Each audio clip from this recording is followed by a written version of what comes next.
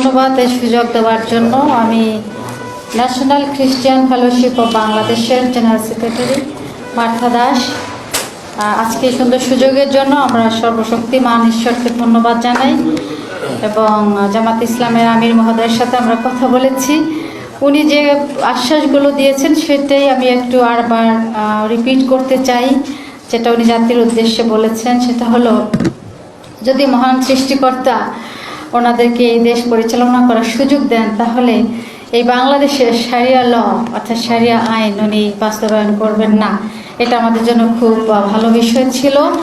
এবং যারা আমাদেরকে নিজেদেরকে মনে করি যে আমরা এই দেশে সংখ্যালঘু, উনি বলেছেন সংখ্যালঘু হিসেবে যেন আমরা নিজেদেরকে পরিচিত না হই, বরং আমরা যারা ছোট সম্প্রদায়ের অর্থাৎ লোক কম তাদেরকে উনি বলেছেন যেন সন্তানের মতো করে তিনি আমাদেরকে আগলে রাখবেন। তো এইটাই যেন প্রচলিত থাকে, যদি মহান সৃষ্টিকর্তা ওনাদেরকে দেশ পরিচালনা করার সুযোগ দেন। আমি সকলের মঙ্গল কামনা করি। ধন্যবাদ। সরি, আমার নাম মার্থা দাস। আমি ন্যাশনাল খ্রিস্টিয়ান ফেলোশিপ অফ বাংলাদেশের জেনারেল সেক্রেটারি। Thank you. সবাইকে শুভ সন্ধ্যা। আমি রেভারেন্ড বনি বারোই, পুরোহিত, বাংলাদেশ ইভাঞ্জেলিক্যাল রিভাইভাল চার্চ।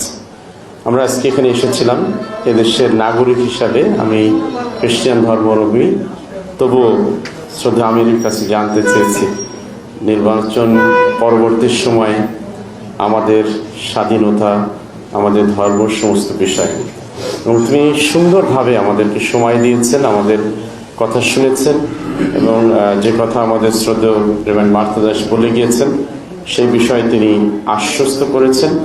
এবং তিনি বলেছেন যে একটি বাগানে যেমন সমস্ত ফুল না থাকলে সৌন্দর্য হয় না, ঠিক একইভাবে একই দেশে সব ধর্মের নাগরিক না থাকলেও ভালো হয় না। আমরা সত্যি কৃতজ্ঞ এবং এখানে আসার মেইন উদ্দেশ্য যে দেশের খ্রিস্টিয়ান নাগরিক হিসাবে আমরা আসলে শান্তিপূর্ণ দেশ চাই, শান্তিপূর্ণ দেশে আমরা বসবাস করতে চাই।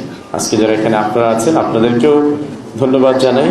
আপনারা আমাদের এই কথাটিকেই সকলের কাছে তুলে ধরবেন যে আমরা শান্তিতে থাকতে চাই, শান্তিতে আছি, শান্তিতেই থাকবো। ধন্যবাদ।